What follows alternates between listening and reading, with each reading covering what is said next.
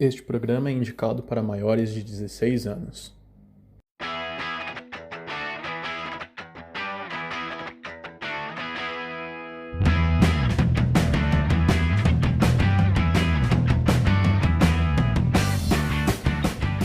Fala galera, sejam muito bem-vindos a mais um Cine Nerd, o seu podcast de cultura pop, onde a gente fala de filmes, séries, quadrinhos, jogos, livros e tudo mais o que cerca esse mundo nerd.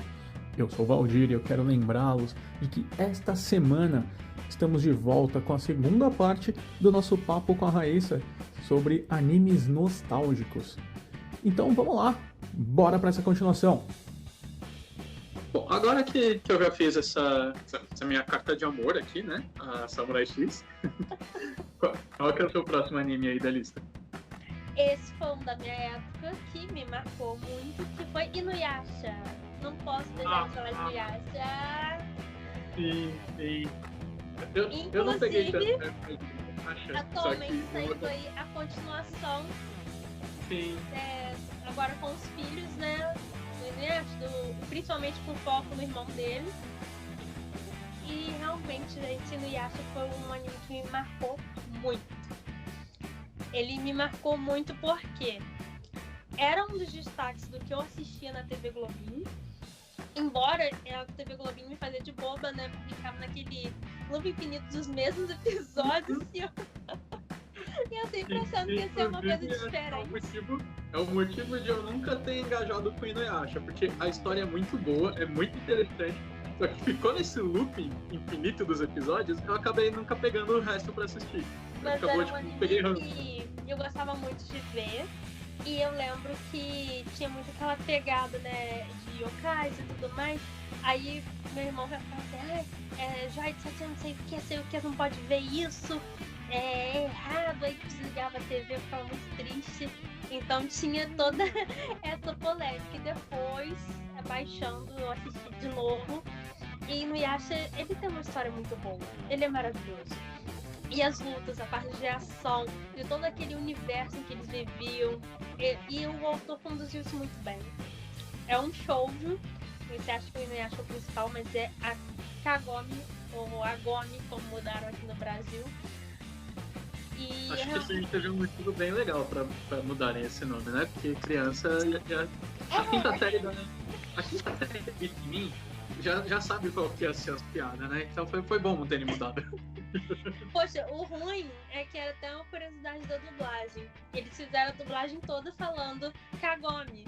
Aí depois, assim, o diretor da dublagem falou, não, vamos ter que gravar de novo, vai ter que mudar, vai ser Agome, porque Kagome ficou muito estranho, né? Aí o cara tem que Caramba, eu não sabia que tinha feito isso. Tanto que na dublagem, quando eu via a Agome, eu ficava meio bugada. Mas não fica Agome, qual certo agora, meu Deus. Aí depois, pesquisando, assim, eu fiquei sabendo dessa curiosidade. Falei, nossa, coitado. O dublador sofreu. Teve dublador chorou. E ele realmente tem, é o que eu falei, no anime. Tem uma história boa, tem personagens cativantes, cada um ali com a sua personalidade. A Sango, pra mim, ela é maravilhosa, perfeita. E cada um, assim, com uma história bem forte também. A Kagome, vou falar Kagome porque eu acostumei a falar Kagome, então é difícil mudar pra Agome. Por mais que eu tenha assistido dublado também, é meio difícil. Ela veio ali de uma família também comum.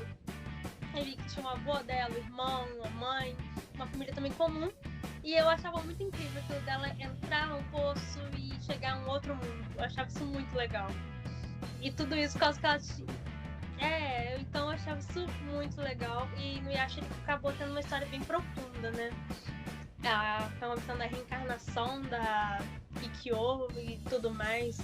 Aquela história de amor. Você viu que o amor superou tudo. E eu achei isso muito bacana na história.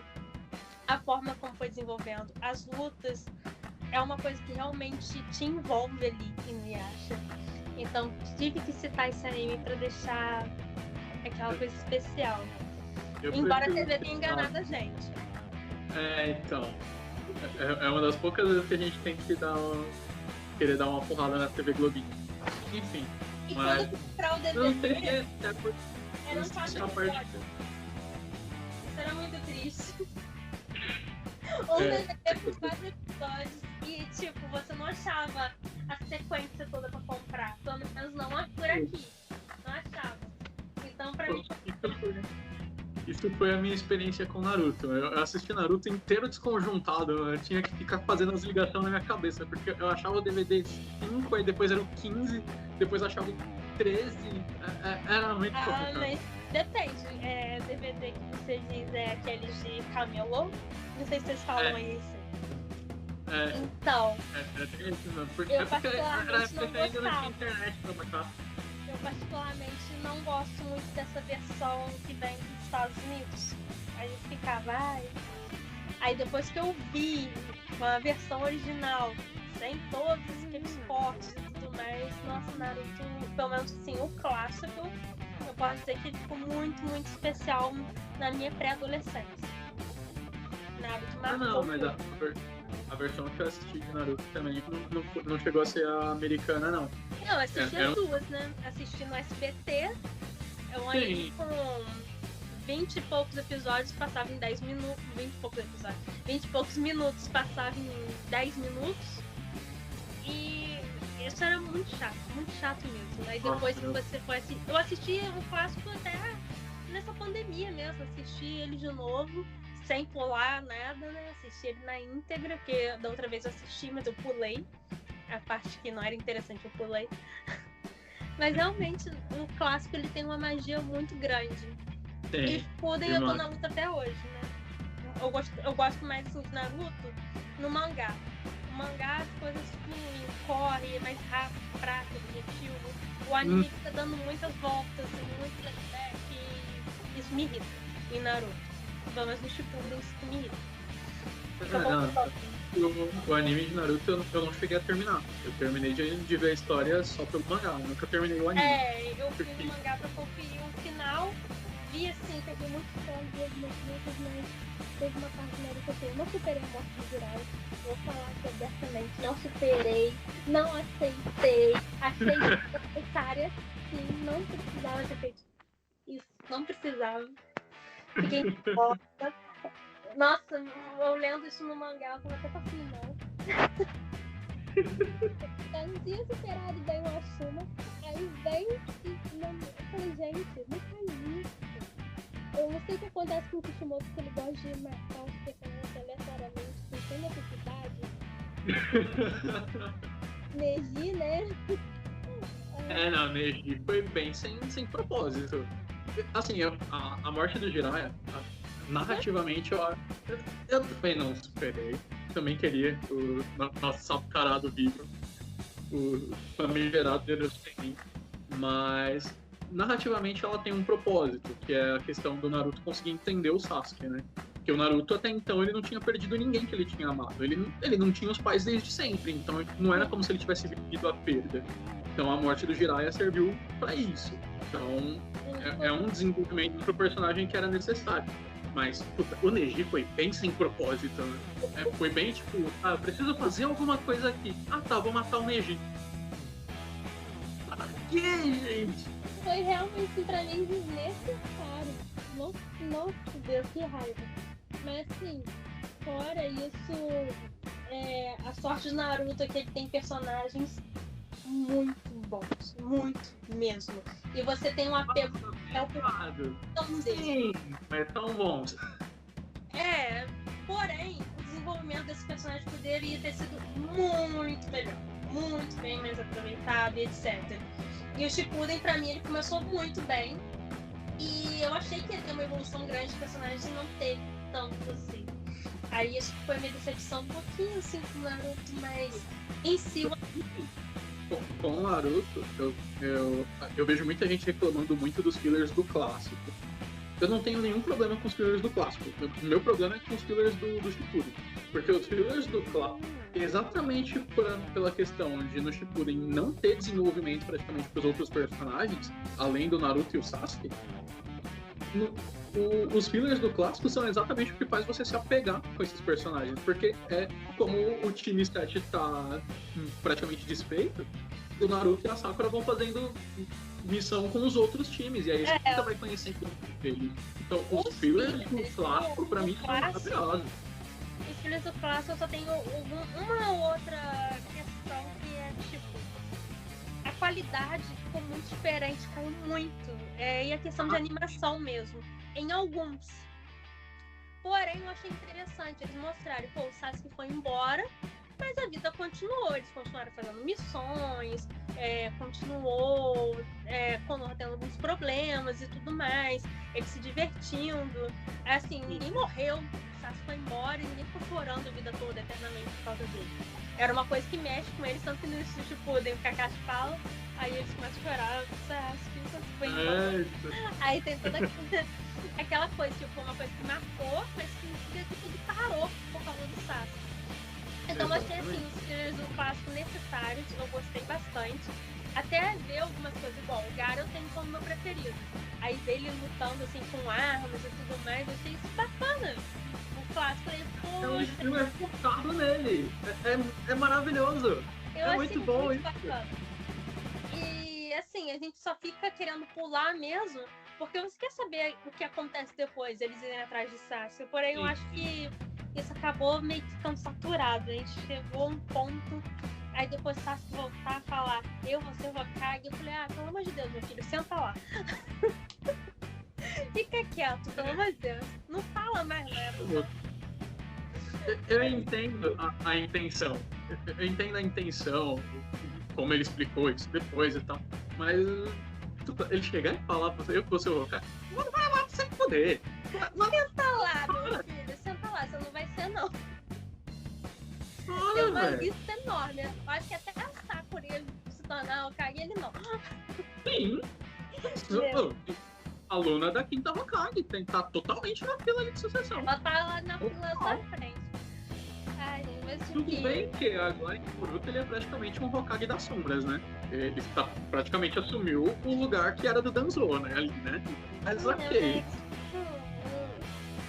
Mas só pra ver Boruto já é essa geração. Ele assumiu o lugar do Danzo.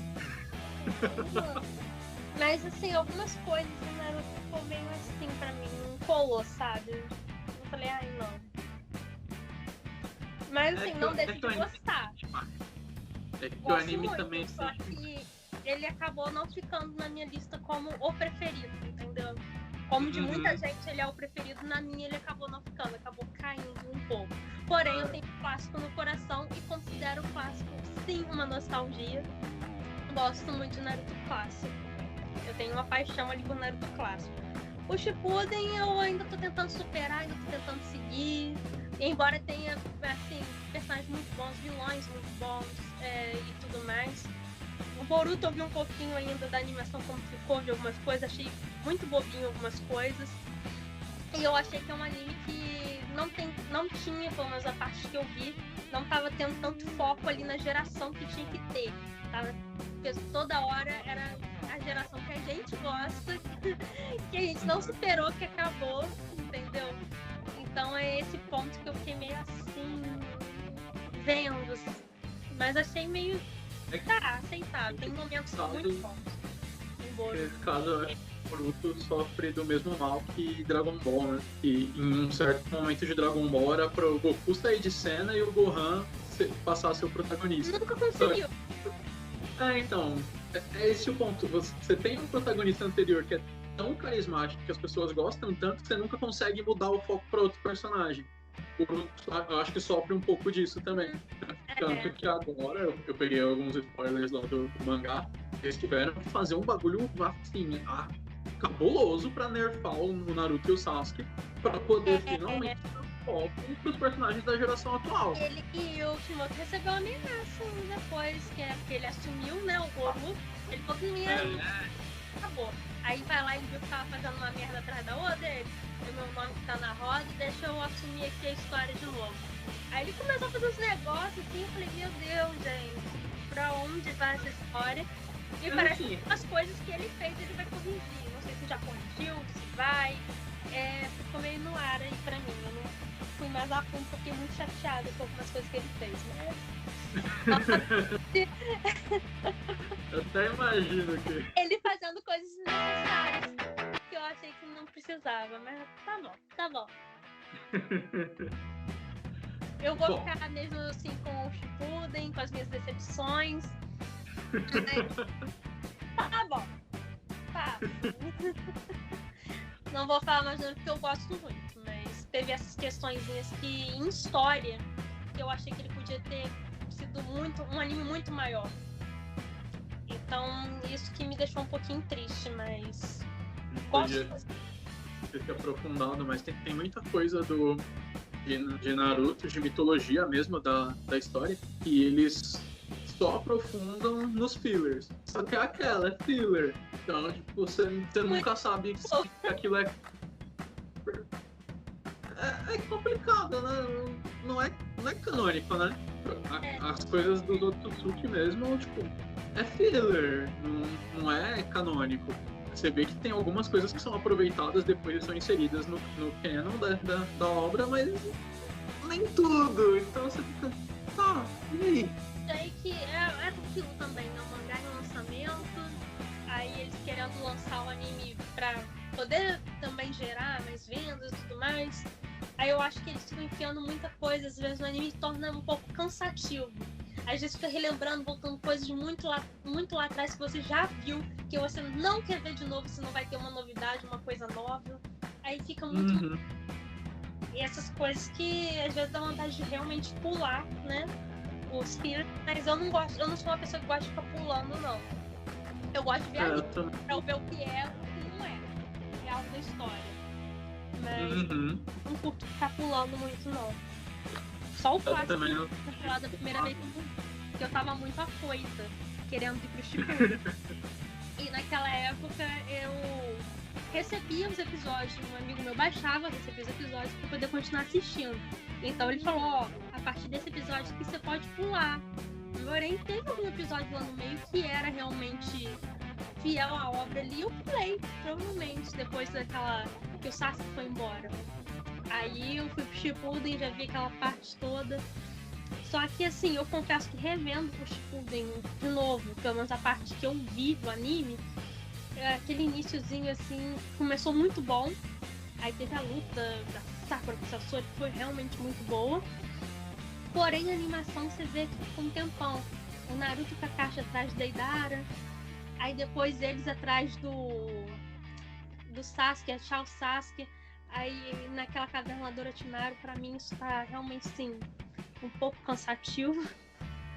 Mas estamos seguindo pra poder ver tudo direitinho, certinho. Que eu acompanhei muito o mangá. O mangá eu gostei bastante. Eu achei que. Eu uma concordo coisa com você aqui no começo. Uma coisa no anime que eu vi que passou uns 10 episódios pra resolver, no mangá resolveu em um volume. Era a sensação que eu tava, entendeu? E o mangá de Naruto ele é muito gostoso de ler. Então você lê ele rapidamente, já pega outro volume e lê também, bem assim, naquele afoito assim de ler, de saber mais. E isso que eu gosto muito no mangá de Naruto, que o anime não conseguiu prender muito. Só quem acompanhou essa mangá eu acho que talvez o problema de Naruto esteja exatamente aí. Ele tem um ritmo muito legal pra mangá, só que as coisas realmente se resolvem rápido por causa desse ritmo dele. E aí quando você vai adaptar pra anime, como você precisa ter um episódio de 20 e poucos minutos, não dá pra resolver as coisas tão rápido quanto no mangá. Aí talvez nisso eles tenham se perdido um pouco no ritmo. Não que eu esteja querendo passar pano, realmente, ele concordo total. No começo ali ele fica bem maçante algumas coisas. Mas olha. Incrível, mas pra mim nesse ponto assim, entre mangá e anime, eu ainda fico com o mangá. Porque eu sentia muito presente no mangá. O anime às vezes eu fico um pouco cansada. Não é igual quando. Não querendo comparar as duas obras, mas não é igual quando eu vejo One Piece, que eu vejo 20 episódios e eu fico vidrada assim. Né? E já dou uma olhada no meu celular, aí olho de novo. É essa questão. Não quero comparar, mas é a minha percepção. Eu jurei que eu não ia falar de One Piece, mas.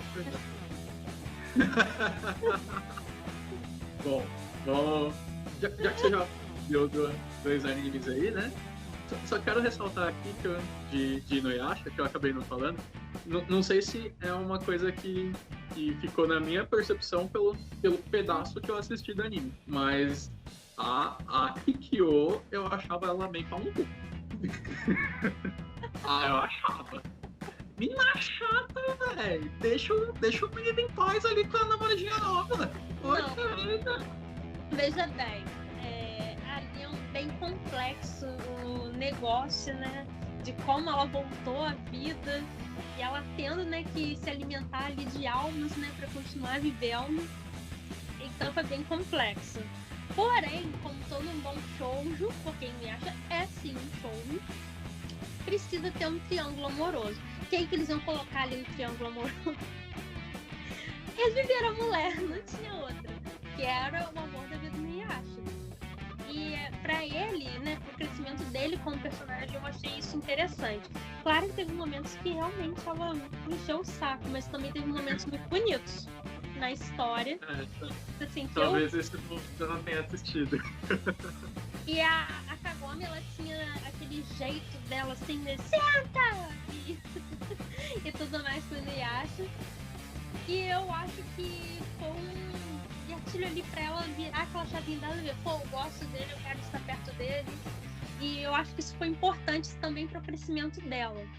Aí tentaram colocar o Koga lá como um triângulo, talvez amoroso, mas você via que não tinha aquela química entre ele e ela. Ele pegava, tinha momentos assim engraçados, mas pelo menos a meu ver, não teve aquela química entre os dois. Agora o Inuyasha com a Kikyo já tinha. Ele já tinha aquele romance. Tanto que teve alguns momentos assim que eu fiquei, eu não vou dar spoiler pra quem não viu, mas que eu fiquei, gente, realmente os dois se gostam muito. E ele também ama a Kagome, que não deixa de fazer parte. Não deixa de ser a Kikyo também, né? Não deixa de ser também uma parte dela, pelo menos a alma dela estava ali também. Então, não tinha como ele não amar as duas, entendeu? Não tinha como. E as habilidades, assim, ver ela lutando e tudo mais, eu achei isso bacana pra história. E ela com uma personagem-chave, né? Até por causa do vilão da história. Que ele era apaixonado nela, diga-se assim. Verdade. Não lembrava disso. Verdade. Eu acho que o sentido de trazer ela de volta à vida pra história foi mais pra relembrar esse ponto vulnerável do Narako, no caso. Narako, como vocês falam. Eu acho que foi mais assim pra relembrar esse ponto fraco dessa parte humana que ele tinha, que ele era apaixonado por ela. Então acho que ela foi assim uma peça-chave ali fundamental. Irritante em alguns momentos, atrapalhando o romance ali fluir em muitos momentos. Assim, era uma personagem que tava ali, tava fazendo um triângulo amoroso, e a gente sabia qual ia ser o final dela. Quem tava assistindo já imaginava qual o final seria e quem o Inuyasha ia ficar mesmo. A gente já sabia. Pra mim, pelo menos, isso nunca foi uma dúvida. Ele ficou na vida dele porque realmente a mulher que ele amou, que ele gostou ali todo o período foi ela. E de repente chegou uma outra assim que lembra muito ela, mas não é ela. A Kagome, por mais que ela seja parte, né? Tem a alma ali dentro dela. Ela tem personalidade diferente. Ela é bem mais. É outra pessoa. E a graça toda do Inuyasha também é ela trazendo coisas do mundo dela pro mundo dele. Sim. E a parte cômica, né? Que como ela conciliava a escola ali com aquele mundo. Aí ela ficava lá com os livros dela estudando, mas era óbvio que ela não conseguia estudar nada. Nada entrava na cabeça dela ali naquele outro mundo. Porque ela estava cada lá do que no mundo dela. Isso era muito legal. Como que você estuda, por exemplo, como é que você para pra estudar matemática, sendo que tem tipo um yokai atrás de você querendo te matar? Como? Aí, por exemplo, tá todo mundo acampando, aí ela levava sempre aquela mochila enorme dela, cheia de troços, cheia de cacareco, inclusive comidas, muita comida. E, tipo, não fazia sentido. Ela abria o livro assim e ela já tava morta, já tava cansada. Como que ela ia pegar? Sendo que ela tava faltando um monte de aula. E geralmente o tempo meio que para, né, nesses lugares. E você não percebe, né, que a pessoa, o espaço-tempo, né, geralmente calha, né, nessa história. E no Yasha não. E no Yasha o tempo que ela passou, ela tava faltando escola mesmo. Ela ia repetir, correndo risco sério de repetir. E ela indo de um mundo pro outro. Isso é uma das coisas que eu gostei muito da história. Achava muito cômico isso. Pessoal, você tá doente e toda hora uma desculpa, uma doença diferente, ou alguém tava doente. Isso era muito engraçado no Yasha. Legal. E ela é uma protagonista, ela é um estilo de protagonista que eu gosto. Embora eu achava ela, da primeira vez que eu vi, achava ela meio irritante há uns momentinhos, vendo de novo, eu mudei a minha percepção dela. Eu já achei ela mais ativa, não era aquela menina que ficava esperando. Era tipo pra quem gosta de animes um pouquinho mais recente, não que esse anime seja tão recente, o Akatsuki no Yona. E ela me lembra, a Yona me lembra muito a Kagome, sempre que eu vejo eu meio que lembro das duas. Ela era uma garota comum, a Kagome no caso, foi lá e quis aprender a atirar, quis aprender a lutar e fazer a diferença ali. E você vê que a força dela era importante. Aí não ficava só uma menina sendo protegida. A Sango também já chegou lutando, sabendo. Embora ela fosse ali, na minha visão, um pouquinho uma das mais fraquinhas, ela ainda conseguia dar um trabalho sinistro pro inimigo. Então, esse que era bom. As mulheres serem ativas, não ficarem dependendo de um homem para proteger elas. Eu achava isso muito legal já. E assim, no caso, principalmente acho que em shoujo, e apesar de não ser só pra menina, né, tem muito esse estereótipo, né, tem gente que acha que o shoujo é só pra menina e que o shonen é só pra menina. É muito mais uma questão de público-alvo só, né? A gente esquece que é o shoujo, mas ele também tem outras classificações. Ele é de yokai, então entra sobrenatural. E isso atrai também outros públicos. Ele tem um foco específico naquele grupo, mas isso não significa que não vai atrair, igual o Seinen. Eu adoro Seinen, e não é pra mim. Seria pra homens, uma história de mais madura pra alguns homens mais jovens. Mas eu adoro, e eu vejo também, leio bastante. É só uma questão de público-alvo ali. Mas no caso de Inuyasha, tanto Inuyasha como Guerreiras Mágicas também, Sakura, cara, eu acho que por serem animes shoujo, são voltados para um público feminino, você ter essas personagens femininas que são fortes, que elas vão atrás de fazer as coisas, que elas não ficam esperando um homem para fazer para ela, é muito importante. É muito importante, sim. Igual shonen. Se fosse só pela definição da palavra do público-alvo, eu não veria o Hakusho, eu não veria um Boku no Hero, eu não veria Naruto. Uhum. Eu não veria nem One Piece, que eu amo de paixão.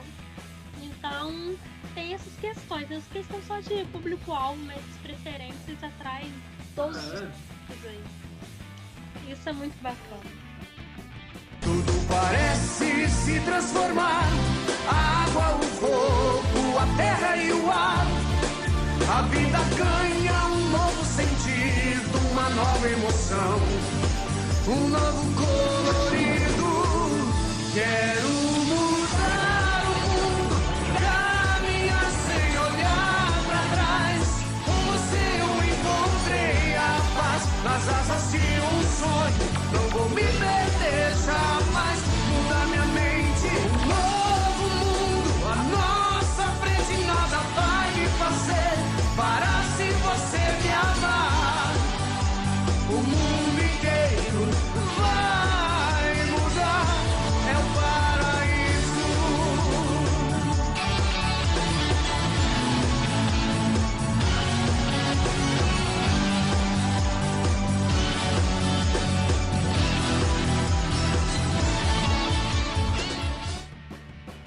Bom, como eu falei que hoje eu ia entregar uma novidade, quero falar de um anime aqui agora.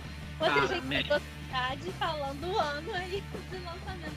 Eu entreguei. Ainda Não tem problema nenhum com a minha idade. Tô quase nos 30 mesmo. Oxi. Cara, esse anime, ele mexe muito comigo. Porque a história assim, ele é simplesinho porque ele é feito pra criança, mas ele tem algumas coisas ali de profundidade, de desenvolvimento de personagem, que são tão maravilhosas. E eu quero dizer que ele é melhor que Pokémon. é muito melhor que Pokémon. Que é o primeiro Digimon. Confesso que fico com o coração. Até eu Assim. responder a sua pergunta. É? Eu acho melhor. Se eu acho Pokémon ou Digimon, não sei, porque eu tenho um amor muito grande por Pokémon. Um amor muito grande, tanto que eu jogo Pokémon Go apaixonada ali. E Digimon, mas eu destaco muito a história. Sim. E por mais que esse. Agora eu tô acompanhando o Digimon 2020, que é um reboot. É como se a história estivesse passando em tempos mais modernos, né?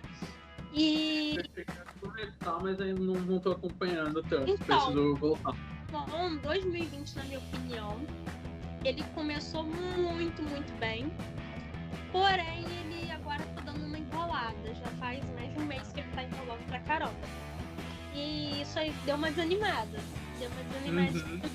Não deixa os episódios serem divertidos, engraçados. Como eu tô acompanhando semanal, eu vejo assim, legal, mas...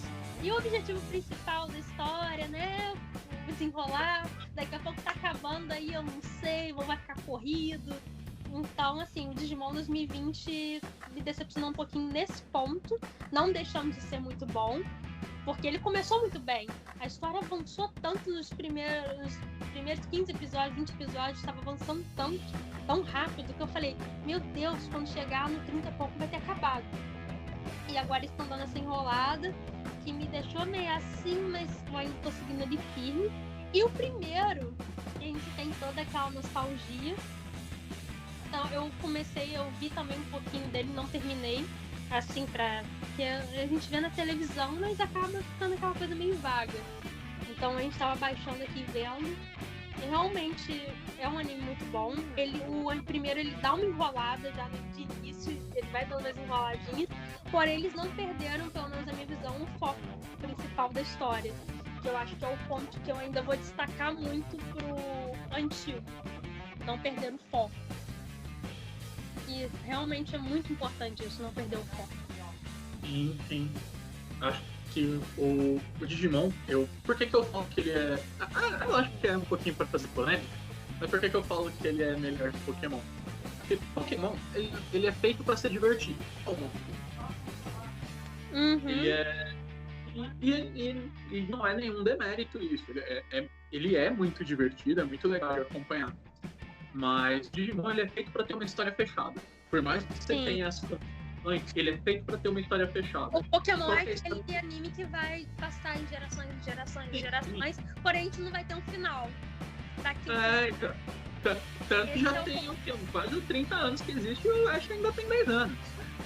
Esse é o ponto ruim, porque a história sempre volta com personagens novos, diferentes, com Pokémon, uma nova geração, né? Tanto que eu jogo e sempre tá atualizando um Pokémon novo, aparecendo, Pokémon é esse, senhor, nunca vi na minha vida. Uns Pokémon diferentes, eu falo, não conheço, porque eu acompanhei até certa parte, até certo ponto. Então, realmente, nesse ponto, o Pokémon peca um pouco, porém não deixa de ser muito bom. É bom que, assim, por exemplo, eu pergunto pra uma criança hoje, o que é um Pikachu? A criança sabe o que é um Pikachu, exemplo, né? E isso é realmente muito bom. É uma conexão entre gerações. E é um trabalho de marca também que eles fazem com Pokémon, que é muito isso. Que é um trabalho que Digimon peca muito, porque se você pergunta pra uma criança hoje quem que é o Agumon, ninguém sabe. Não. E eu confesso que, assim, em Digimon, eu tenho um certo amor pelo Tamers. Não dá pra... É porque eu tive um problema muito sério na geração do Tamers, que era uma época que tanto meu pai como minha mãe trabalhavam fora. Sim. E aí eu tinha que dividir a TV com uma prima minha que eu ficava na casa da minha tia na época, e aí eu acabava não conseguindo pegar exatamente... Meu pai chega, assim, um tempinho atrás, e tava revendo, né, algumas coisas, e eu realmente me apaixonei, né, em alguns pontos pelo Tamers. Embora também tenha tido umas falhas, pra mim foi muito nostálgico, muito bom o Tamers. Ele tem um negócio muito legal, porque ele é o primeiro, pelo menos no anime, ele é o primeiro a inserir um pontinho ali de multiverso. Então ele, apesar de eu não ter acompanhado ele todo, ele tem um lugarzinho especial também. Que é Tá. aquele, acho que é Ryo Sakura, uma coisa assim o nome dele. Não Que tem é o nome, não. Eu e nome é a mesma coisa.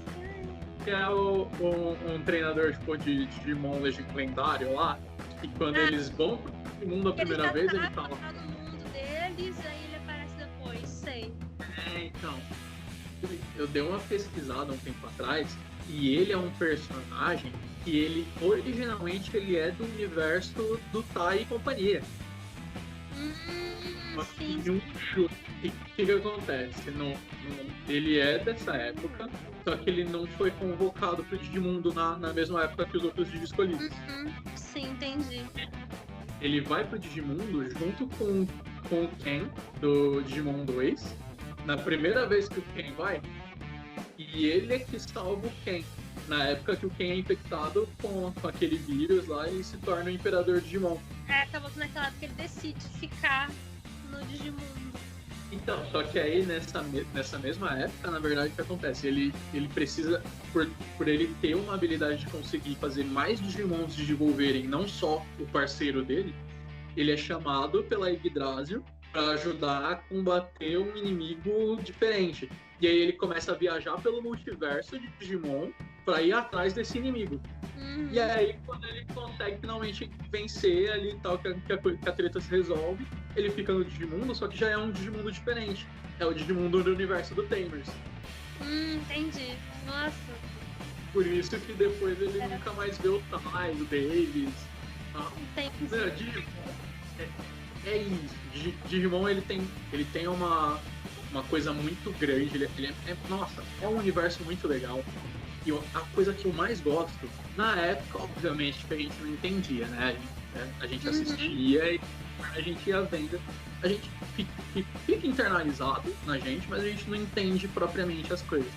Teve uma época que eu peguei pra reassistir, depois já de mais velho, e, é muito legal que eles pegam pra fazer. O desenvolvimento pessoal dos personagens é ligado com os Digimon de evoluir. É muito bom. E aí cada um tem a sua característica que é mais marcante, que eles têm que desenvolver de uma forma legal, que é traduzido nos brasões para eles poderem fazer o Digimon desenvolverem mais. É muito bom. Nossa, é maravilhoso. As conversas que tem falado aí pra causar, eu ainda fico muito dividida com Pokémon e Digimon. Mas em história e alguns pontos, realmente, Digimon, ele tem uma magia ali impressionante. Assim como o Pokémon tem a dele, dos torneios, de tudo mais, um treinador Pokémon. É uma outra... Por isso que eu evito um pouco comparar os dois, porque eu gosto muito dos dois. Nossa, eu gosto muito. Só que, assim, o protagonista, Tite, realmente bem melhor que o Ash. Pelo amor de Deus. O Tai é um líder, né? O Tai é um líder. É que assim, não desmerecendo o Ash. O Ash é a história dele. O Ash é a história dele. Ele não precisa liderar ninguém. É a história dele com os Pokémons dele. No caso de Digimon, não. É um grupo. Agora, no caso do Tai, não. Em Digimon, a história é do grupo. É o grupo das crianças escolhidas. E ele tem que liderar as crianças. Ali foi realmente, assim, nesse ponto, o Digimon ele consegue ter uma evolução muito maior. E você disse que a história é fechada. E tá aí, agora o Digimon voltou também para essa geração nova e eles estão tentando incluir de novo. Só que a animação pra mim em si tá linda. Só que essa enrolada eu acho que eles já enrolaram demais. Aí eu acho que eles perderam um pouco o foco. Tanto que nos episódios eles até falaram, gente, o nosso objetivo e etc. Aí, mas eu falei, pô, vai retomar a história. Aí não teve. Foi um musical o último que eu vi. Eu falei, ai meu Deus. Nossa, musical. Uma batalha ali. Foi bacana, foi bem bacana. Até porque eu gosto muito da Palmon, mas fiquei assim, poxa, segue logo essa história. Talvez esse tenha sido um problema, porque, por exemplo, na primeira versão do anime, eles dão uma enrolada ali no começo, porque é onde você pode enrolar, né? É onde ele já o ainda não sabia o objetivo chegou dele. direto, entendeu? Chegou já que a gente falou, caraca, mas já? Isso já tá acontecendo? Meu Deus! A gente ficava, eram essas reações assim, que a gente estava tendo, né? Percepções. Mas acabou que falhou no que a gente achou que ia acontecer. Enrolar. A vantagem é que o Digimon ele não fica com tanta fome como no antigo. Ele consegue lutar ali mesmo com fome. Fica um tempão sem comer, mas ele faz e consegue. Mas assim, tá fluindo. Tá indo, seja o que Deus quiser. Se tiver uma conclusão legal, com certeza fala, gente, valeu a pena esperar todo esse tempo. Mas assim, até que tá bem bacana. Que o Digimon ele foi um pouco diferente de Pokémon nesse sentido. Ele foi passando assim por gerações, só que foi mudando. Não era assim exatamente sempre o Ash. Foi mudando, os principais foram mudando tudo. E agora ele voltou, aí deu aquela pausa. Teve que acabou o último, que eu não sei qual que era o nome certinho, não sei se você lembra. Digimon, não sei o que. Bronze, não sei o nome. Aí agora ele voltou com força total. Não sei se eles vão fazer isso com as outras gerações também.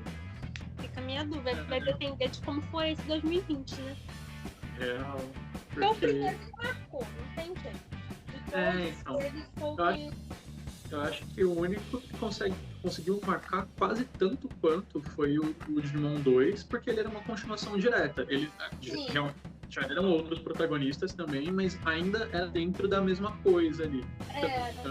E pra esse reboot que eles estão fazendo do primeiro Digimon, ele é muito porque não tão recentemente assim, mas poucos anos atrás, teve muitos anos atrás. Não, pior que não tem tantos anos atrás assim não. Teve o Digimon Adventure 3, que são os protagonistas do primeiro, já um pouco mais velhos. Se eu não me engano, foi no ano passado ou retrasado, lançaram um filme que ele... acho que foi retrasado. Saiu um filme ano passado. Saiu no ano passado também. É o Digimon Last Evolution Kizuna. Sabe? E ele termina de vez a história. Foi mesmo. Esse filme é pra você chorar um bocadinho. Digimon é pra chorar. Eu chorei no último episódio do primeiro Digimon, que eles têm... Porque na época a gente não sabia que ia ter mais. E eles têm que se despedir do Digimon porque eles não podem ficar no Digimundo. Puta, como eu chorei quando eles têm que se despedir dos Digimons, mano. Legal também que assim, eu lembrava assim da Angélica cantando alguns episódios. Eu revi também. Em casa. Só que uma coisa que eu não lembrava, eles falaram que eu ouvi, mas eu não lembrava, era dos filmes. Que aí era aquele início de tudo. E aí você viu o ovinho e tudo mais, você viu como foi surgindo. Então o filme, por mais que ele tenha aquele gráfico bem mais interiorzinho, foi legal ver o filme também. Você viu os Digimons ali na cidade já. Então foi assim, bem bacana o filme. Que explicou um pouco, deu um pouco assim, um entendimento maior para esse 2020, pelo menos pra mim. Em alguns pontos. Aí eu falei, gente. Não lembrava, mas foi maneiro. E se tem um negócio que eu preciso falar quando eu lembro de Digimon, é Butterfly, que é a verdadeira abertura. Cat Angélica. Nossa, Butterfly é incrível. E a música das Digievoluções. Eu gostava muito da Angélica na época, mas depois que eu vi os originais, nossa, sem comparação. Não tem, gente. Realmente as músicas Digimon, depois de tal forma. Digimon ele tem um grande erro e um grande acerto nas músicas aqui no Brasil, né? E o grande erro foi ter pegado pra fazer uma música diferente pra abertura. E, puta, pelo amor de Deus, pra que trocar Butterfly? Pra que trocar Butterfly? Só que o grande acerto é que, é que eles nem tentaram traduzir a música das Digievoluções. É perfeito. É maravilhoso. Depois de alguns anos, aí eu fui ver algumas bandas brasileiras que fizeram versão em português da música e puta, fica muito legal e tal. Mas no anime, você ter a música original, mesmo na versão em português do anime, nossa, é maravilhoso. Nossa, é outro nível. Verdade. Aí Pokémon perdeu também mais um ponto pelas músicas. Eu tô falando que Digimon é melhor que Pokémon. Não vamos falar algo tão forte assim. Não. Ele tem uma magia muito diferenciada. Tem. Tanto que assim, eu olho aqui ao redor do meu quarto e cada um dá conta em Pokémon espalhado. É diferente, as magias são diferentes. Ali a gente no Digimon a gente tem mais aquele, vamos assim dizer, aquela ligação entre o humano e o Digimon. Eu sinto uma ligação muito maior ali, um apego maior. Tanto que, como você disse, na hora da despedida foi. Ai, você falava, tem que se despedir mesmo? Eles não podem ir.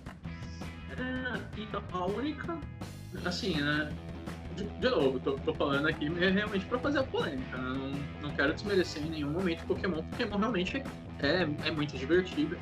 Mas o único momento que você tem ali de Pokémon que chega próximo desse momento de despedida dos Digimons em Digimon é quando o Ash tem que se despedir da Butterfly. Butterfree, nunca lembro o nome certo. Não, sim. E é uma vez. Enquanto que em Digimon, puta, são os 8 que tem que despedir, cara. Diferente. O Pokémon você já vê como algo mais divertido, mais leve. E a graça do Pokémon você vê aquela diversidade de Pokémon diferentes, você conhecendo os tipos diferentes, as lutas. Isso é muito interessante em Pokémon, pelo menos pra mim, ele conseguir as insígnias e tudo mais. Agora o Digimon a gente já tem esse lado mais de apego. O humano tá lutando de lado a lado, ainda mais nesse 2020, que eles estão lutando muito mais lado a lado do que no antigo, que era mais o Digimon mesmo que lutava. E seguindo ao primeiro, né? E nesse a gente já vê que eles também estão lá pra lutar e vai fazer alguma coisa também, não vai ficar lá só parado olhando. E isso é muito maneiro, você vê que eles estão se machucando. Então 2020 pra mim destacou nesse ponto. Puta, que eles estão fazendo realmente uma dupla ali. Isso é muito maneiro. Isso é muito legal.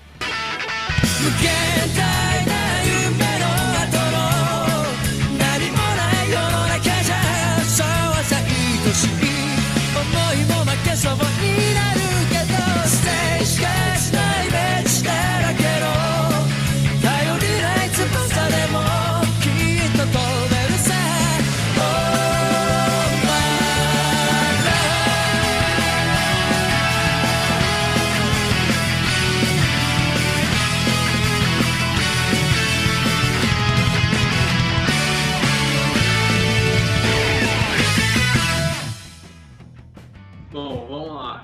Qual que é o seu próximo anime aí da lista? Muito perfeito e excelente, Cavaleiro. Porém, eu tenho uma história um pouquinho diferente. Quando eu vi na TV, sendo criança, eu não entendia muito, mas depois, assistindo de novo, eu percebi que eu não curtia muito Seiya. Até hoje eu não curto muito Seiya. Eu gosto dos outros. Olha, eu posso te consolar quanto a isso? Ninguém gosta do Seiya. Ninguém gosta do Seiya. Não, eu conheço gente. O Seiya é um personagem legal nos 3 primeiros episódios. Passou dali, ninguém gosta do Seiya. Tadinho. Todas as versões que fizeram de Cavaleiros do Zodíaco tem outra pega do que não é o Seiya, é melhor. A minha infância era o Yoga, que era o que eu mais gostava. Assistindo de novo, o Ifa é meu preferido em 1000 vezes, entendeu? 1 milhão de vezes. É demais. Nossa. Chega, sentimentalismo. Assim, eu acho o Yoga, eu me... eu me conecto mais com a história dele. A questão da mãe dele e tal, ainda mais hoje que meus pais são falecidos já também. Mas desde aquela época eu sempre me conectei muito mais com a história dele. É thriller. Muito forte com ele em questão disso. E em questão das habilidades também dele de gelo e tudo mais, É muito legal. Água, gelo, tudo me atrai muito. Então. Que nem tem um episódio, eu sei que é thriller, na época eu ainda não sabia, mas foi muito rápido pra eu saber que era thriller. Só que mesmo sabendo que é thriller, mesmo sabendo que tipo, não tem nada a ver com a continuidade ali da história, um episódio que nunca eu consigo assistir e não, pelo menos, lacrimejar é quando Yoga luta com o Cavaleiro de Cristal. Puta, aquilo ali. Nossa, mano. É de doer o coração, mano. E você vê que as lutas dele sempre são assim, muito marcantes, né? Por mais que como ou não, é muito marcante ali. E realmente dá uma mexida assim. Agora o Seiya, ele já me irritava com toda a gritaria dele. Mas o que a gente mais tem atualmente, pra quem assim é do tempo da nostalgia, é a protagonista que grita. Então o Seiya hoje ele faria muito sucesso. Ah, não sei. O Seiya, eu acho que ele só faz sucesso com o chão. Nem o Shun quis ir lá aquecer ele com o Cosmo, nem o Shun quis. Inclusive, eu quero fazer aqui uma crítica. Eu não assisti ainda a versão nova de Cavaleiro da Netflix, mas eu quero criticar aqui que não precisava ser o Shun para eles se transformarem em mulher. Podia ser qualquer outro personagem. Isso é verdade. Exatamente o personagem. Porque assim, no Japão, homens que têm essa coisa mais afeminada é normal. Eles incluem, inclusive lá, para as mulheres, isso é muito mais atrativo do que o homem machão tradicional que a gente tem aqui no Ocidente. Lá, as mulheres gostam muito mais de homens iguais ao Shun. Só que aí, o estúdio aqui do ocidental pega exatamente o personagem que é mais sensível, que é mais apegado com a sensibilidade, e aí quer transformar em mulher. Por que não podia ser o Ikki uma mulher? E ser uma mulher foda pra cacete. E tem essa questão cultural, né, deles quererem colocar a inclusão. Porém, eu estava até discutindo isso com meu irmão outro dia, justamente essa questão. Realmente foi sem necessidade, porque em Cavaleiros temos mulheres muito fortes, muito poderosas e que poderiam sim ter sido muito bem aproveitadas. Poderiam ter tido um destaque maior. Então eles fazendo isso, eles podiam ter feito o quê? Pô, tem a Marinha ali, vamos dar um destaque melhor pra ela. Vamos fazer isso com ela. O que já tinha. Eles não precisavam ter mudado. Era só ter tentado mudar um pouco o foco, dado uma importância maior. Na minha visão. Eu não digo a Marinha, porque a Marinha eu tenho que dizer que eu acho ela um pouquinho um pé no saco. Mas a China. E se tivessem dado um destaque maior pra ela? Porque ali, realmente, no anime não teve tanto. Mas é o meu ponto. Talvez se tivessem dado uma história melhorzinha pra ela, talvez eu gostasse mais dela. Porque a importância dela na história do Cavaleiro do original é porque todo mundo tipo, ficava cogitando ali a grande teoria da conspiração de que ela era irmã do Seiya. Enfim, acabou não sendo. Mas eu acho que tem muito mais potencial de história. Nada antes, porque era ela. Não era possível, era ela. É que todo mundo matou a charada antes, aí não ia ter graça, não ia ter aquele impacto, sabe? Aí eles mudaram tudo lá, não esperei isso também, não. Mas a teoria... Mas, assim, eu ainda acho legal porque tem a história de que ela também tinha um irmão perdido, e esse irmão perdido dela se revelou um anjo lá, né? Que ele começa a servir os deuses lá, né? Que é alguma coisa de Ícaro, toma de Ícaro. Isso eu achei legal. E tinha um motivo pra acharem que era ela, a irmã do Seiya, e quando foi ver, tipo, não é, mas realmente tem o irmão perdido dela. Não deixaram isso solto. Mas eu acho que tinha muito mais potencial de história a China, ou China, né? Depende de como você assistiu, vai ter um que diferente. Era muito sinistro. Eu só acho que não precisava ter colocado ela apaixonada pelo Seiya. Porque não tem como alguém ser apaixonado pelo Seiya. Pior, e assim, a percepção, né? Parecia que todas as mulheres gostavam dele. Era incrível. Aquela Tinha a menininha lá do orfanato, tinha a Saori, mano. Todas assim, postaram protagonista ali muito grande nele. O Shiryu, que tinha a mulherzinha dele certinha, tava na paz de Deus, tava tranquilo. O Shun meio que tinha também a tretinha dele. Foi até uma tristeza, né? Aí o Ikki, sofrido. Ikki, caraca, coitado.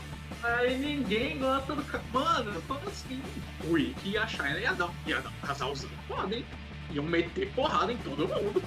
Mas voltando aí pra... Saindo um pouquinho de quem a gente shippa e quem não.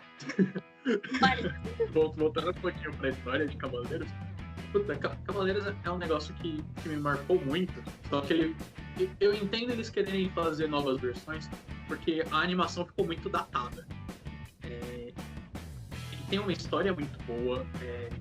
As lutas são muito marcantes, mas que nem essa luta do Yoga com o Cavaleiro de Cristal, puta, ela me marcou muito, porque o Cavaleiro de Cristal estava sendo controlado, era o mestre do Yoga, né? O Yoga tinha ele como um pai pra ele e tal. Ele tem a cena quando ele consegue derrotar o Cristal, o Cristal consegue se desfazer do controle mental, e eles tem aquela cena deles de Cristal morrendo e o Yoga pedindo pro mestre não deixar ele e tal. Talvez o único momento realmente bom do Seiya na história inteira de Cavaleiros, que ele tá em cima de uma montanha de gelo, e tá olhando assim meio pro horizonte, e ele começa a refletir, tipo, mais um cavaleiro perdeu a vida hoje. Foi pra isso que a gente se tornou cavaleiro? Tipo, ele começa a refletir o porquê de eles terem feito tudo o que eles estão fazendo. Esse episódio, ele tem um lugar tão apesar de ser um episódio no gelo, ele tem um lugar tão quentinho no meu coração. Nossa, mas existe um problema muito sério de Cavaleiros, de que realmente a animação está muito datada. Se você for assistir hoje, você não for muito fã da história, você não consegue continuar, porque naquela época é uma limitação técnica da época, né? Eu sendo menina naquela época, muito novinha, não era um anime que me chamava tanta atenção. Porém, quando cresci um pouquinho, fui assistindo, fui entendendo melhor a história e tudo mais, fui ali me envolvendo com os personagens, com a história e com tudo mais, e realmente se destacou. Foi até um dos meus preferidos por muito tempo. Uhum. E atualmente, sim, pensando em Cavaleiros, quando eu lembro de Lost Canvas, eu falo, não tem como. Realmente, esse marcou muito pra mim. E é um dos que eu tenho o maior apego atualmente. Eu acho que Lost Canvas ele é uma das melhores coisas que a gente tem de Cavaleiros do Zodíaco, exatamente por ele não parecer Cavaleiros do Zodíaco. Cavaleiros tem um formato muito clássico, né? De que, apesar da saga do Santuário ser quase inteira bastante diferente, a partir da saga das 12 casas, você tem aquela estrutura de eles meio que invadindo o lugar que eles têm que lutar para lutar com cada chefe menor até chegar no último chefe. É quase uma estrutura de videogame. E Lost Canvas, eles escolhem por não seguir essa estrutura clássica de cavaleiro. É realmente uma guerra santa. Eles mandam cavaleiros em missão, tem batalha ali batalha de fronteira, eles invadem castelo, Hades vai invadir o santuário. É muito legal. É os laços de amizade ali que marcou muito e mexia muito com a gente. Por isso que eu destaco muito o Lost Canvas em emoção, no nível de sentimento, em batalhas, eu achei muito forte. E eu gostei muito. E eu acho que assim, tanto Cavaleiros, a obra original, como Lost Canvas, eles são duas obras muito necessárias. O original, ele é como tudo começou, a mitologia daquela história, a história daqueles 5 Cavaleiros de Bronze, ela é muito importante, é muito legal de acompanhar. E o Lost Canvas, por mostrar esse passado de uma forma que ele realmente mostra como é realmente uma guerra santa entre o exército de 2 deuses, são duas coisas muito diferentes. É que nem eu falei, Lost Canvas quase não é Cavaleiros do Zodíaco, e ele é muito bom exatamente por isso, porque eles pegaram aquela essência pra fazer uma coisa diferente. É muito bom. Nossa, você pegou, mano? Nossa, falar de Lost Canvas, nossa. É porque, assim, eu tive uma certa resistência em assistir o Lost Canvas. Falei, não, pra mim, Cavaleiros vai ser os Cavaleiros de Bronze, e eu tive essa resistência em querer conhecer, em querer ver. Depois que eu peguei um dia assim, eu vi, eu falei, eu tava perdendo, cara. Incrível, eu achei muito incrível. E me cativou até assim, um pouco mais que o Cavaleiros mesmo, me cativou muito em história, por ser mesmo a Guerra Santa. Porém, tem aquilo da nostalgia, dos personagens, dos Cavaleiros de Bronze mesmo, e eles se destacam mais pra mim. De Cavaleiros, o único, assim, tava gostando e depois deu uma caída pra mim foi o Ômega, que ficou estranho. Então, era isso que eu ia falar, porque pra mim foi exatamente o inverso. Eu não tive resistência nenhuma, com praticamente nenhuma versão que teve de Cavaleiros. E foi onde eu quebrei a cara com o Ômega.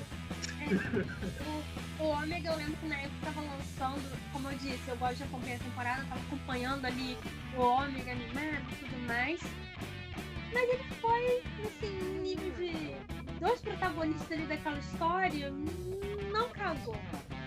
Igual Lost Canvas casou. Teve os laços, teve aquela coisa da amizade, teve muito mais história, muito mais envolvimento ali do que o Ômega. As armaduras eram bonitas. Canvas realmente é um negócio, assim, não que é uma parada muito pá, né?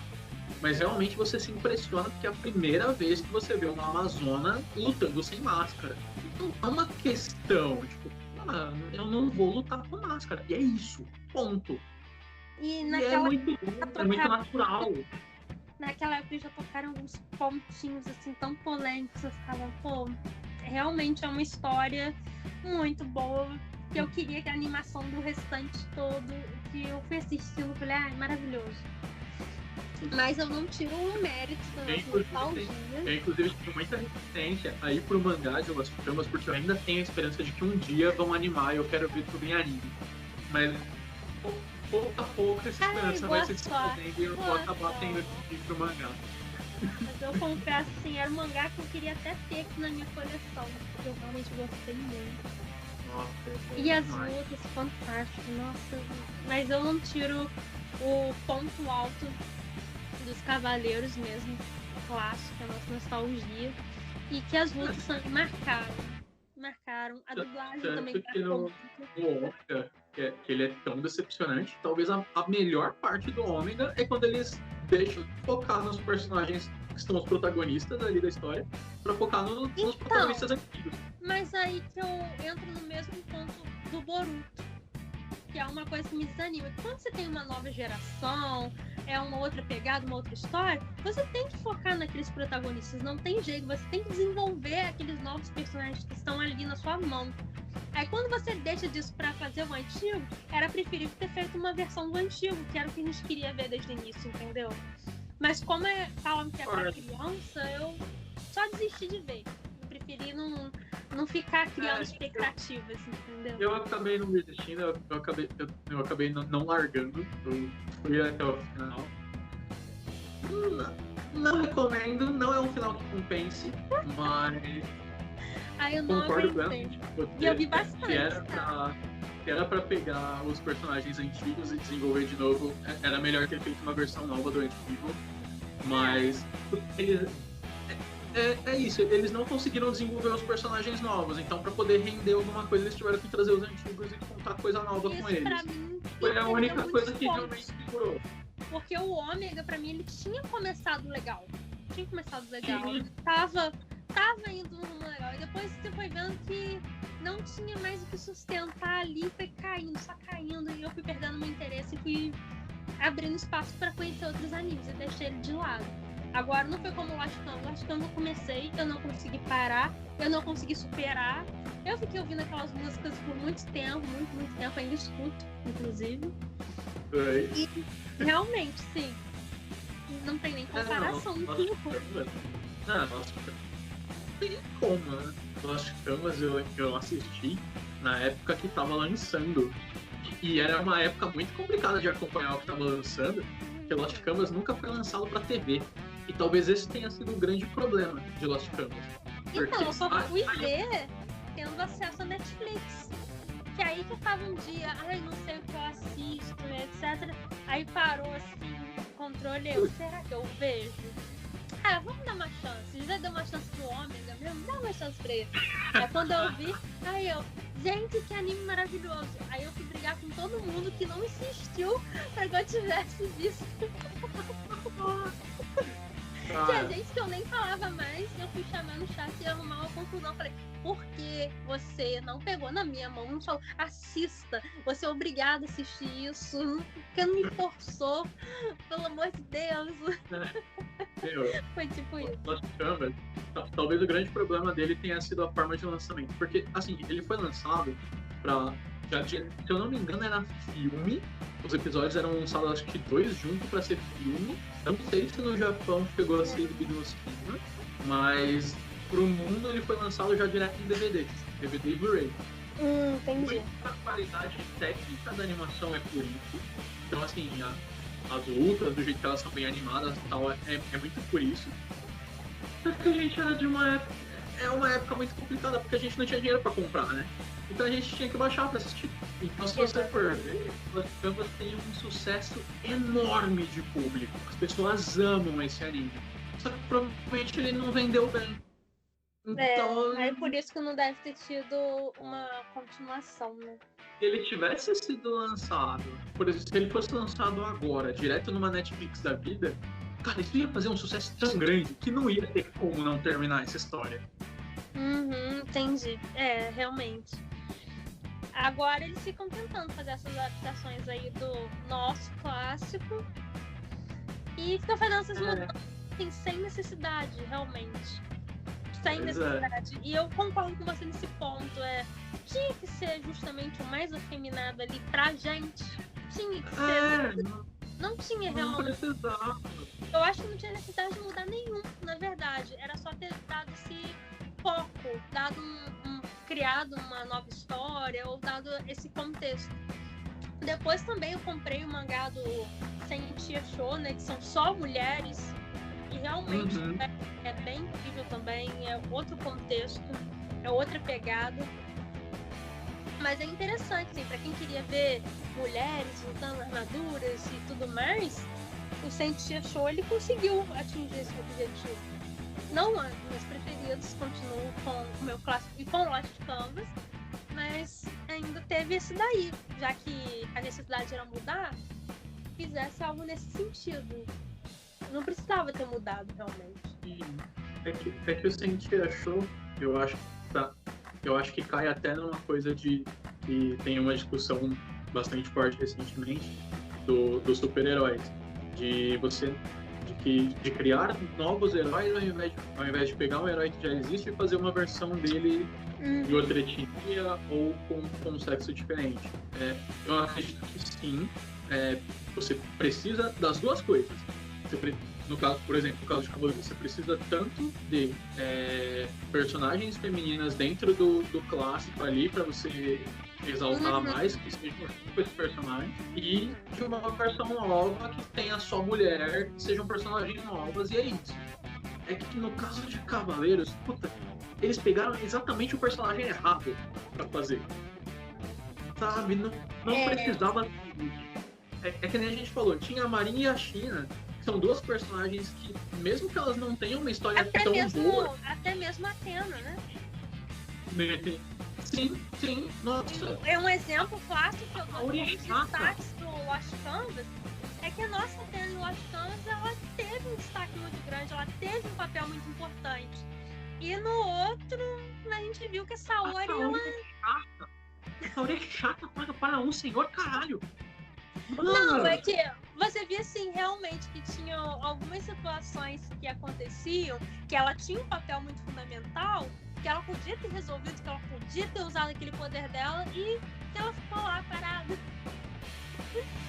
Aí ficou assim, sem lógica, sabe? Pra mim, sem lógica. Eu acho muito legal uma parada da Saori, porque ela é aquela... Ela é uma deusa, ela ama a humanidade e a parada dela é o amor. Então ela... O cosmo dela derrama amor nas pessoas e tal, tanto que tem uma... Se eu não me... É na saga de Poseidon, que o Sorrento meio que fica paralisado com o cosmo dela, porque é um cosmo muito grande, muito poderoso, só que ao mesmo tempo é de ternura, é de amor, e ele, por ser um guerreiro, ele não consegue compreender aquilo. E aquilo deixa ele paralisado, ele fala, tipo, que é isso, sabe? Isso eu acho muito legal.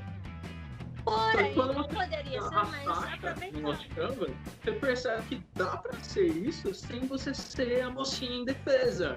A Tasha é muito mais ativa nas paradas e ela não deixa esse conceito de ser uma deusa amorosa pra trás. Sim. Isso torna a Saori tão chata, quase tão chata quanto o próprio Seiya.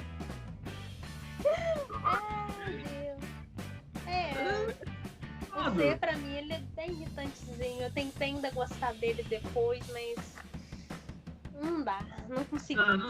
Gente, desculpa, eu não consegui gostar do Seiya. Não consegui, assim, ter aquele carinho tão grande por ele. Não consegui.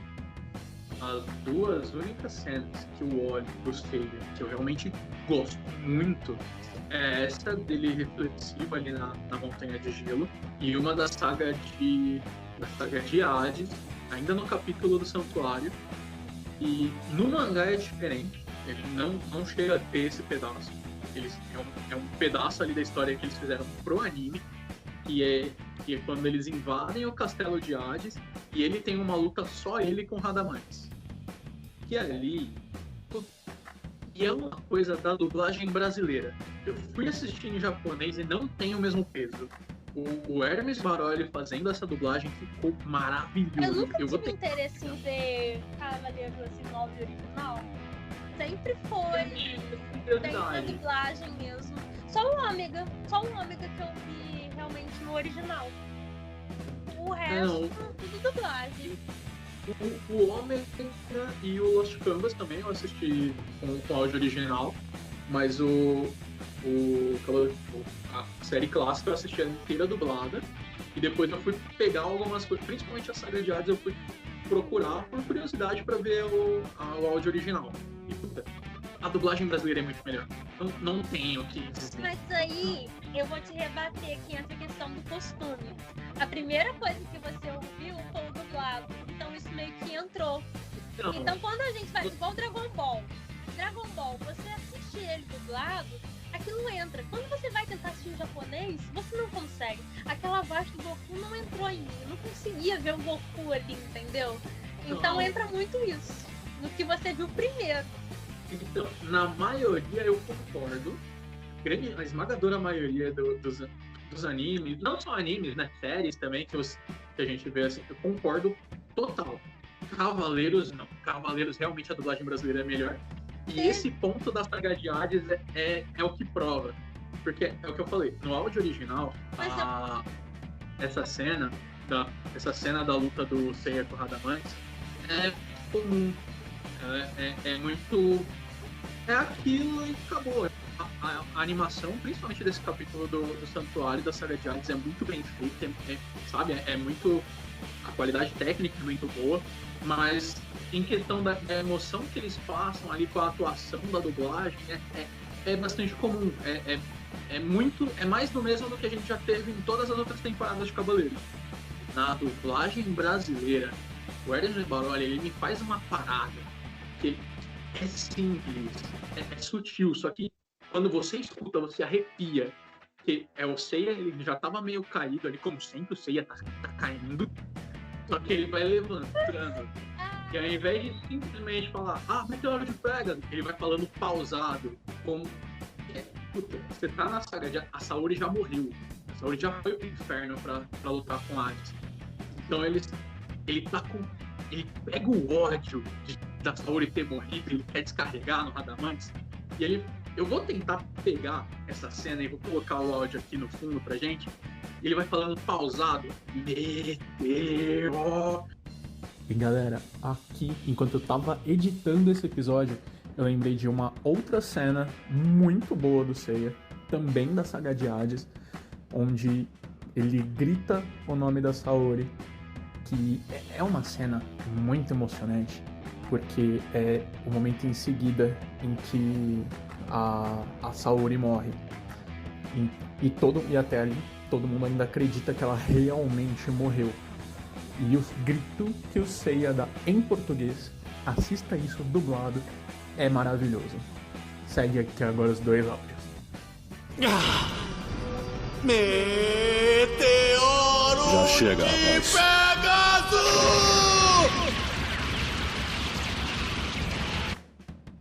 Saori! Saori! É o meu sonho! Saori! É muito bom. Eu arrepio sempre que eu escuto. É maravilhoso. São as 2 cenas do Seiya que eu gosto. E essa específica é por causa da dublagem brasileira. Que em japonês é uma cena muito comum. Mas em português, maluco. Mas pra você ter noção, quando fala em Seiya, já me vem automaticamente aquela cena que ele cai todo, que ele toma uma surra, aí ele fica com aquelas manchas negras no corpo dele, tomando o corpo dele todo, e ele cai lá. Vem sempre essa cena na minha cabeça, e essa cena é que mais me irrita. Que é do meteoro negro, né? Pô, desde a infância. Foi essa cena, foi justamente essa cena. Mas aquilo também é muito que a gente tinha falado também de ser um produto da época, né? É muito anos 80 você ter os personagens que era o inimigo, que era só a versão sua de preto. Também. Isso daí que, assim, vem sempre essa cena na minha cabeça. Agora, quando eu penso já no Yoga, no Ikki, já vem um monte de momentos, assim, muito... que eles ficaram mitando ali no anime. Pô. Nossa. Inclusive, tem o filme dos Cavaleiros do Zodíaco em CGI, né? É mais recente, já tem alguns anos, mas é mais recente. Ele é bem ruimzinho, não é tão legal, mas a melhor cena é a do Ikki chegando. Ele chega já querendo... Infelizmente ele toma uma surra e não era filmado, que é o Ikki, mas ele chega mitando, esculachando os Cavaleiros de Ouro. Ele chega já... Acho que ele fala... não lembro qual cavaleiro que vai querer tretar com ele. Ele fala, pode vir seu Cavaleiro de Ouro fajuto. Nossa, isso é a essência. É a essência do Ikki. Infelizmente ele tomou uma surra, né? Porque é versão nova, né? Os caras não souberam fazer. Ele chegava de última hora, aí ele chegava já assim, mitando, né, na parada. E tipo, teve lutas que ele realmente tomou uma surra e falou, caraca, ele vai perder. Aí ele vem, surpreende, dá aquela reviravolta e seu sangue ferve. Eu voltei, como uma fênix, aí a gente, caraca. O Ikki conseguia mexer com a gente nesse sentido. E aí, a única luta dele... Não sei, essa reviravolta, assim, essa emoção na reviravolta. Não tem, o Seiya não gera isso. Que nem a única luta do Ikki que ele toma uma surra e eu falo, puta, beleza, aqui me convence de que ele realmente não ia conseguir ganhar sozinho, é no Prólogo do Céu, que é um filme legal, mas ele tem um enredo bem duvidoso.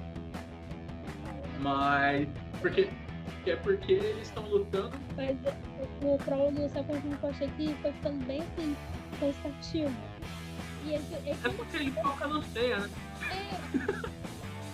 Aí quando acabou, você fala, meu, e o resto? Aí quando o filme acaba, você faz assim, dá uma acordada, sabe? Fala, cadê o resto? É conclusão.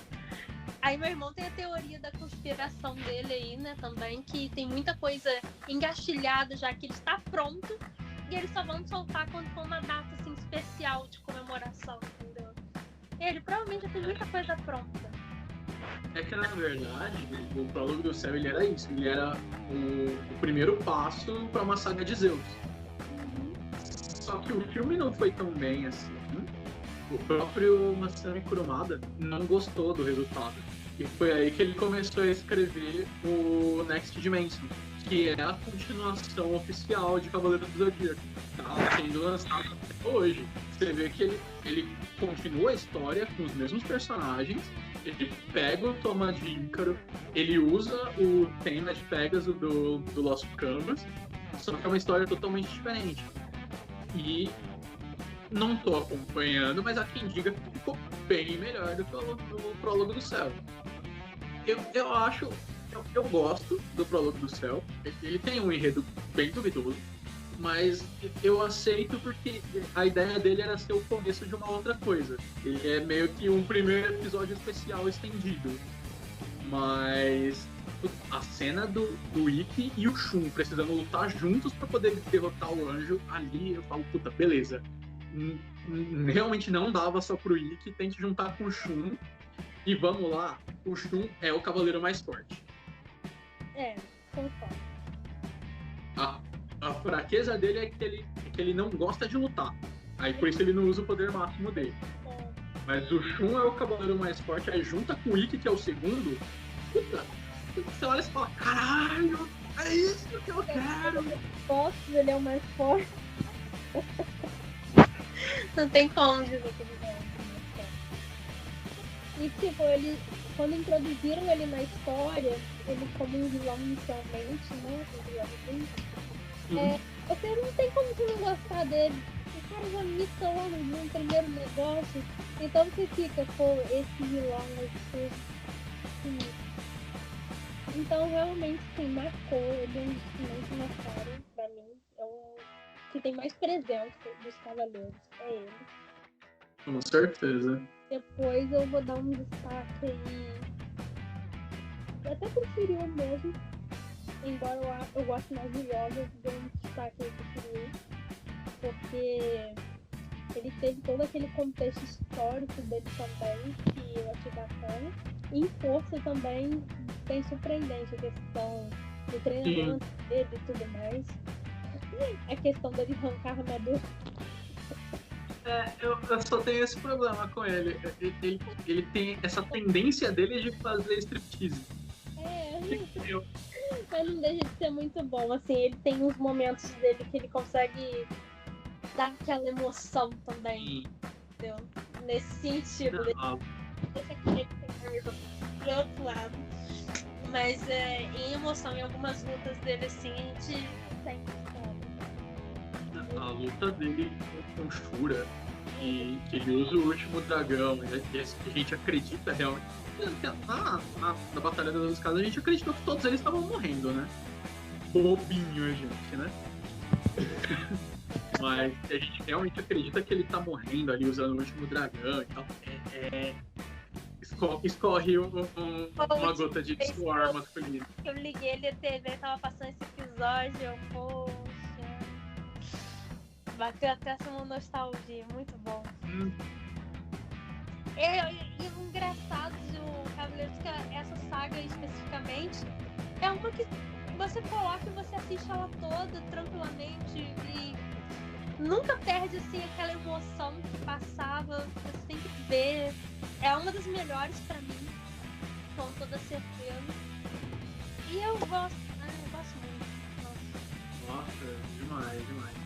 É porque assim, tem outras coisas antes, né, da saga dos Cavaleiros de Ouro, mas ela é a primeira que toma essa estrutura tradicional de Cavaleiros, né, de eles subindo as 12.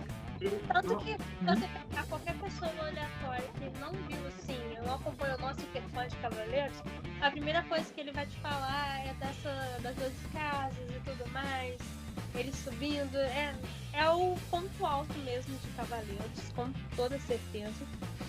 Teve outras coisas assim, bem interessantes, mas essa marcou. Justamente por ser a luta contra o de ouro e tudo mais. Teve um ponto alto aí. Teve também o Alma de Ouro. Porque assim, há alguns anos atrás a gente tinha uma discussão entre eu e alguns amigos de que você nunca tinha um grupo de personagens do bem que eram muito marcantes, era sempre um grupo de vilões, tipo a Akatsuki em Naruto, ou Genen Ryodan em Hunter x Hunter, mas você nunca tinha um grupo de personagens que era do bem, que era tão marcante. E na verdade a gente tem, são os Cavaleiros de Ouro. É que na saga em que eles são apresentados, eles são o inimigo, mas eles são um grupo de guerreiros do bem. Eles estavam sendo enganados ali pelo Mestre do Santuário. Exatamente.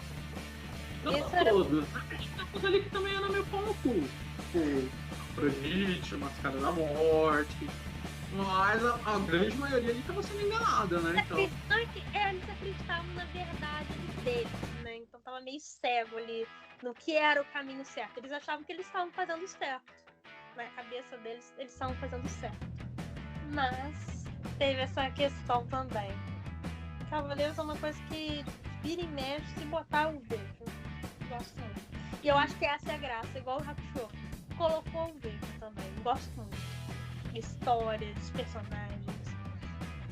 Tem que ter, gente. Seu apego ao personagem, ele é ali a chave do negócio.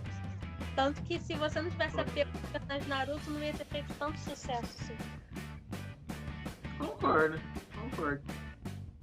O apego aos personagens de Naruto, a gente não conseguiu se despedir deles até hoje. Né? A gente tá querendo contar a história do filho dele, mas não consegue desapegar do Naruto. E aí tem que fazer um monte de coisa acontecer e a gente só vai conseguir desapegar, gente, infelizmente, quando o Naruto morrer. E aí quando ele morrer, quando ele encerrar, a gente vai ter mais dinheiro. Porque, tipo, foi toda aquela história dele, pra ele se tornar Hokage. Aí quando ele se tornou Hokage, será que a gente vai querer saber o que tá acontecendo, o que ele tá fazendo, que papel ele tá assinando? A gente quer ver tudo. Os fãs querem ver. É isso aí.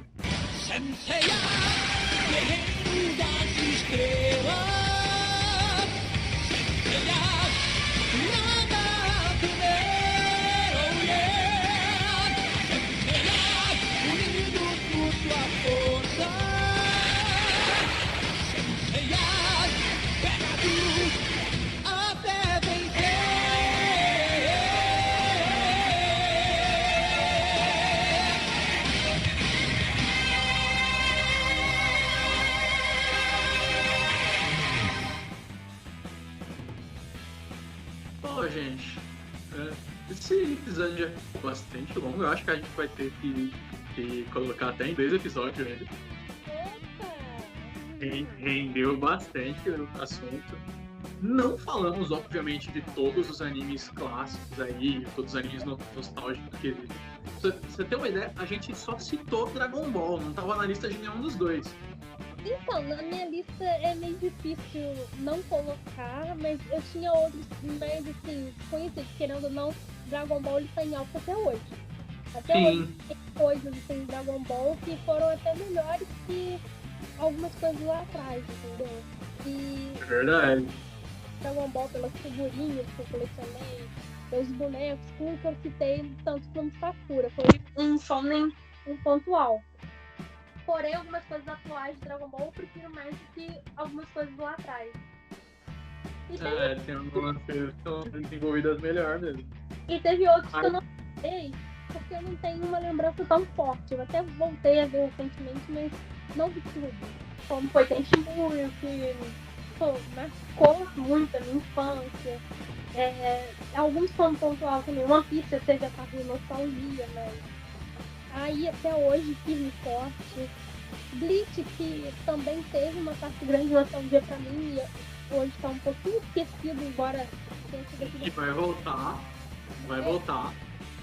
Teve aquele época que a pandemia atrasou e eu não sei mais o que esperar. Eu acho que é um anime que a gente tá esperando voltar pra gente continuar falando mal do Bleach. Embora todo mundo justamente porque a gente também tem um apego aos personagens de Bleach. Sim. Então, é o que eu falo. Se você pegou o personagem, não tem como você querer que a história acabe. Você reclama do número de episódios. Você reclama que tá repetitivo. Tem muito filler, mas você não consegue desistir ali do negócio. E eu acho muito. Deixa eu ver. Tem mais Curaço, a gente não falou. foi uma coisa que não me marcou muito, porque não é da minha época, mas eu vi ainda alguma coisa, eu achei interessante. Agora, que eu comprava, que meu irmão comprava fita, né? Meu irmão não, minha mãe comprava fita pra gente, que era... Ai, meu Deus. Era meio cavaleiro. Pera, fugiu o nome. Samurai Warriors. Sim, já tive boneco. Nunca assisti, já tive boneco dele. Esse eu assisti bastante. E ele tá bem recente, tá bem fresquinho na minha cabeça. E eu sou apaixonada. Tem um apego grande. Embora algumas pessoas falem que é pobre, que não sei o que foi um Cavaleiro que não deu certo. Eu gosto muito, eu tenho um apego muito grande ali por cada samurai. É uma história fascinante. Deixa eu ver. Pra começar a puxar da memória, tem vários que a gente não falou. Tem... E é por isso que eu quero dizer aqui pra quem tá ouvindo, se vocês quiserem outras partes, outros episódios, a gente falando de animes nostálgicos, manda lá pra gente no Instagram. Manda mensagem lá pra gente, manda e-mail pra gente falando quais animes que vocês querem que a gente fale. Nos próximos episódios, assim, né? A gente vai começar a pegar alguns animes mais recentes pra falar um pouquinho mais, né? Poder destrinchar mais cada anime, cada história, do jeito que vocês já estão acostumados que a gente faz aqui no podcast. Mas se vocês quiserem outras partes de mais animes nostálgicos, os animes nostálgicos de vocês, mais animes que foram importantes pra gente, manda lá pra gente no Instagram. Da nossa época, tem da época de quem tá assistindo. Eu não fiquei também com outro que pra mim é muito nostálgico, que é o Yacht Bell. Nossa, Zet Bell era da hora. Ai, eu queria muito falar, mas deixa para um próximo episódio, quem sabe, porque teria muito tempo pra falar dele. Ele é muito especial pra mim. E eu gosto muito. Esse foi um anime que eu me apaixonei completamente. Esse Yacht Bell. E tem outros aí também. Tem vários. Tem vários. Eu tô lendo com ele. Eu sou tão apaixonado. A minha questão é que eu tô desatualizado, mas eu sou tão apaixonado por ele que se a gente pudesse, a gente ficava aqui, virava a noite falando e não ia parar de falar mais. Mas é isso aí, gente. Eu agradeço por você terem ficado com a gente até aqui, ouvindo a gente falar algumas besteiras, né? Deve ter dado muita risada também. Nunca gravei na vida, então. Mas muito bem. Se vocês quiserem mais episódios com a Raíssa também, manda mensagem lá pra gente. Manda lá no... É isso, gente. Muito obrigado. E até o próximo episódio. Tchau. Até o próximo.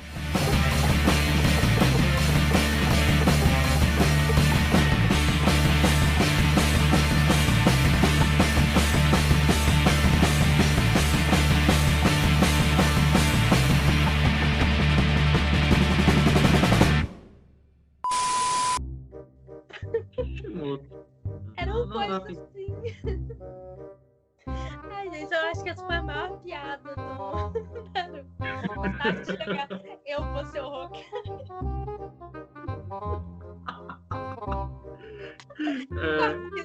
Deus, os fãs do Sato vão me matar. Ah, não, mas é verdade. Você tem que... mas gente, foi uma maior piada. Oi? Ele não precisa nem crescer, a história dele. Então... Peter Pan total. Ainda tem?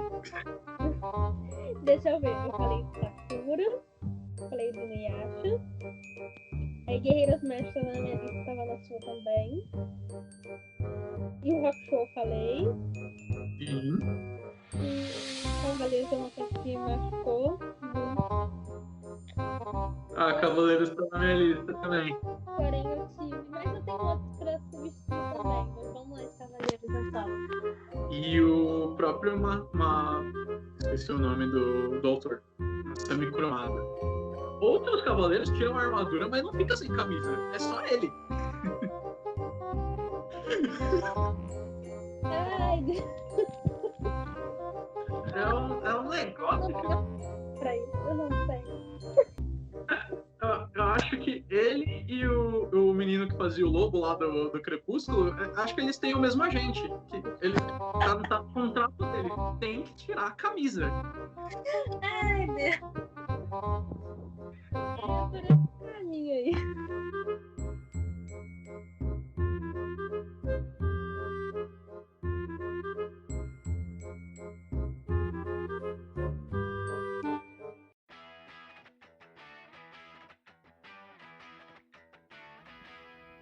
Este episódio foi editado por Valdir Leite.